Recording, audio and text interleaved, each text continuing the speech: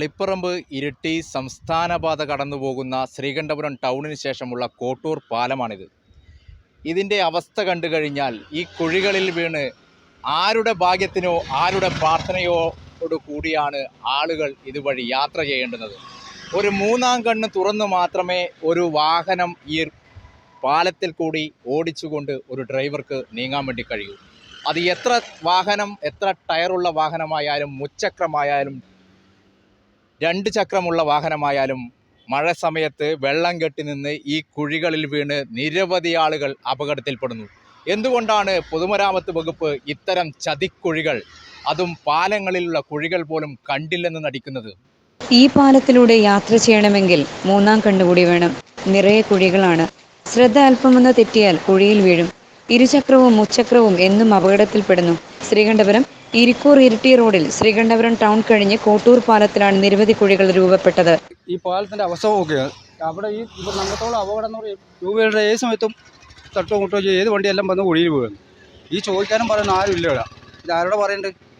എത്ര നാളെ ഈ കുഴി ഒന്ന് നോക്കട്ടെ ആൾക്കാർ. ഇതിനെന്തെങ്കിലും ഒരാൾ വേണ്ടേ നമ്മളാരോടെ പറയാ? ഇത് എത്ര വണ്ടിക്കാർ ഇതിനകത്ത് വന്ന് വീണ് പറയും. ഇതിനകത്ത് ഈ കുഴിക്കകത്ത് അവിടെ നിറച്ച ആ സൈഡിൽ മൊത്തം കുഴിയതാണ്. ഇതാരോടെ ചോദിക്കുക? ആരെ പറയുന്നു? ഒന്ന് കണ്ടു കഴിഞ്ഞാൽ ആരെങ്കിലും ഒരു ഇതിൻ്റെ ആരെങ്കിലും ഉണ്ടെങ്കിൽ ഒന്ന് കണ്ടാലും ഒന്ന് നല്ല ഒരു ഉപകാരമായിരിക്കും വണ്ടിക്കാർക്ക്. ടൂ വീലറാണ് ഏറ്റവും പ്രശ്നം. കാരണം അവർ ശ്രദ്ധിക്കില്ല. ഈ മഴയത്തൊന്നും എവിടെ ശ്രദ്ധിക്കാൻ അവർ? ഈ കുഴികൾ കണ്ടോ? ഈ കുഴികൾ രൂപാന്തരപ്പെട്ട് കുറേ കാലമായി.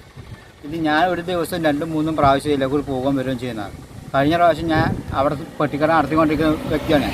കഴിഞ്ഞ പ്രാവശ്യം ഈ കുഴിയിൽ വീണിട്ട് വൈകുന്നേരം അപ്പം എടുത്തിട്ട് വരുമ്പോൾ കുഴിയിൽ വീണിട്ട് അപ്പുറത്തുനിന്ന് ഇപ്പുറത്തുനിന്ന് സ്കൂൾ വിട്ട സമയത്ത് പിള്ളേർ ബഹളവും വലിയ വണ്ടി വരുന്നതായിട്ട് ഭയങ്കര ബുദ്ധിമുട്ട്.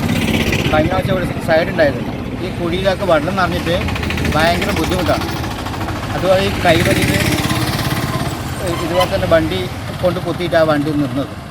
ഈ പാലത്തിന്റെ മേലെ ഇത് കഴിഞ്ഞ പ്രാവശ്യം റീപാച്ച് ചെയ്തതോ പാച്ച് വർക്കെല്ലാം ചെയ്തതെന്ന് തോന്നുന്നു. ഇത് വീണ്ടും ഇതേ അവസ്ഥയാണ്. ഈ ഉദ്യോഗസ്ഥന്മാരുടെ ഇടയിലുള്ള അനാസ്ഥ കൊണ്ടാണ് ഇങ്ങനെ സംഭവിക്കുന്നത് എനിക്ക് തോന്നുന്നു. എന്നാൽ ഈ വർക്ക് ചെയ്യുന്ന കാര്യത്തിൽ പെർഫെക്ഷൻ ഇല്ല എന്നുള്ളതാണ് ഇതിന് ബോധ്യപ്പെടുന്നത്. ടാറിങ് ഇളകിയാണ് കുഴികളുണ്ടായത്.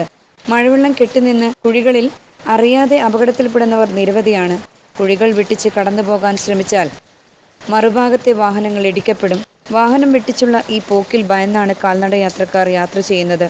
ദിവസവും ആയിരക്കണക്കിന് വാഹനങ്ങൾ കടന്നുപോകുന്ന ഈ സംസ്ഥാന ഹൈവേ ഉൾപ്പെടുന്ന ഈ പാലം കുഴികൾ അടക്കണമെന്ന് യാത്രക്കാർ ആവശ്യപ്പെടുന്നു. അപകടങ്ങളെ മാടി വിളിക്കുന്ന ഇത്തരം ചതിക്കുഴികൾ പെട്ടെന്ന് ജീവിതവും സ്വപ്നങ്ങളും അസ്തമിച്ചാലേ അധികാരികൾ കണ്ണു തുറക്കൂ എന്ന സ്ഥിതി തുടർന്നാൽ ജീവൻ വരെ ഇവിടെ പൊലിഞ്ഞെന്ന് വരാം. ജില്ലയിലെ ഏറ്റവും മികച്ച സമാന്തര വിദ്യാഭ്യാസ സ്ഥാപനമായ കേരള കോളേജ് വിജയകരമായ 33ാം വർഷത്തിലേക്ക് UGC അംഗീകൃത യൂണിവേഴ്സിറ്റി കോഴ്സുകളിലേക്ക് അഡ്മിഷൻ തുടരുന്നു.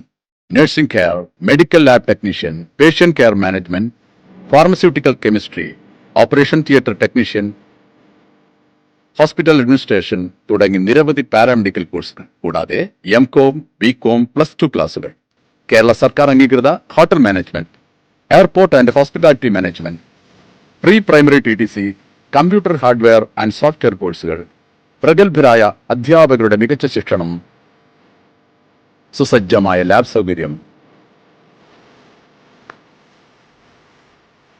പ്രശാന്ത സുന്ദരമായ ക്യാമ്പസ്, സ്വദേശത്തും വിദേശത്തും 10,000-കണക്കിന് വിദ്യാർത്ഥികൾക്ക് തൊഴിൽ നേടിക്കൊടുത്ത സ്ഥാപനം കേരള കോളേജ്, പുതിയ ബസ് സ്റ്റാൻഡ്, ഇരിട്ടി.